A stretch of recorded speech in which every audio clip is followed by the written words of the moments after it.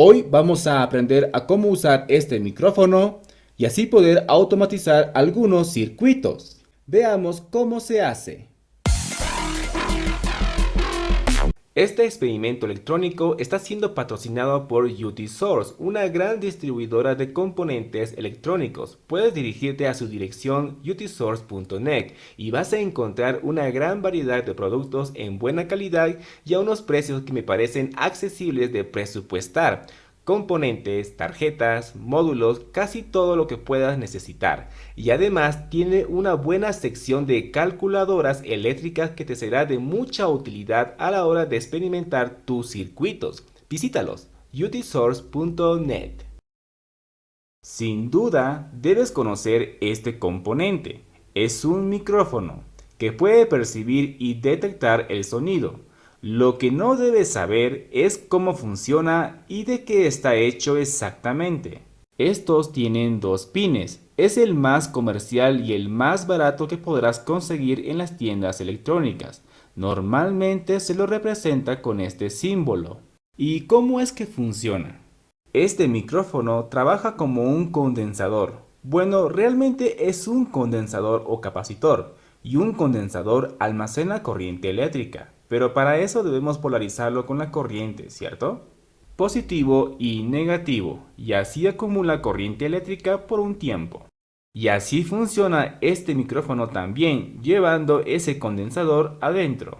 El negativo del micrófono siempre será esta que lleva tres líneas conductoras y están conectadas con el chasis o la parte metálica de la carcasa. Ahora para el positivo debemos utilizar sí o sí una resistencia. ¿Pero por qué? Bueno, es más para emular la señal del sonido realmente, que saldrá por aquí. Al alimentar este micrófono se carga. Ahora, cuando recibe algún sonido, comienza a vibrar, lo cual hace descargar la corriente acumulada en el micrófono, que por cierto es negativa.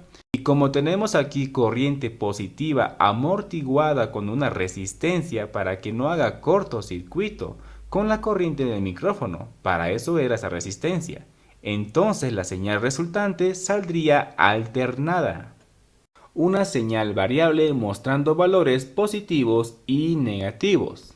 Y es así como se genera un sonido eléctricamente.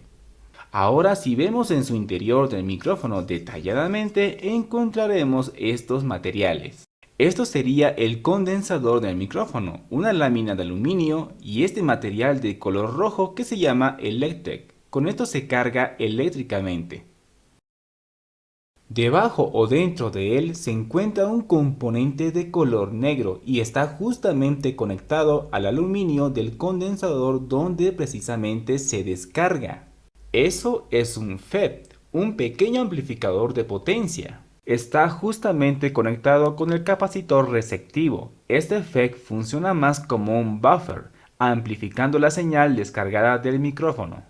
Entonces, gracias a este FET, el micrófono podrá trabajar desde los 1.5 voltios y no mayor a los 10 voltios.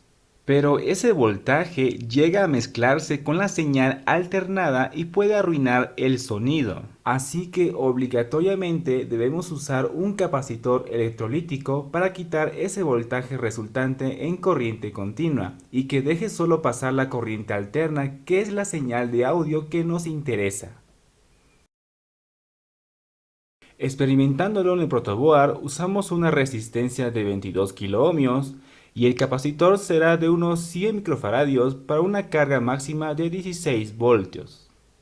Ahora para saber cómo está generando el sonido usaré un circuito digital, el famoso 555, y lo ajustaremos en una de sus configuraciones más conocidas, el monoestable, para que simplemente encienda el diodo LED. Esta configuración solo se activará cuando reciba una señal negativa o un bit 0 en esta entrada. Con eso se activará el diodo LED. Entonces ahí lo conectaremos para recibir la señal de audio. Bastará con alimentarla a 9 voltios. Al comienzo no va a funcionar bien si es que no recibe un sonido bastante fuerte, por ejemplo unos aplaudidos. Y eso sucede porque la corriente positiva es más grande que la del micrófono. Por eso les recomiendo usar un pequeño potenciómetro de unos 50 kiloohmios para variar ese caudal de corriente. Se asemejaría como ajustar la sensibilidad del micrófono, pero ahora ya entienden cómo es que funciona esto.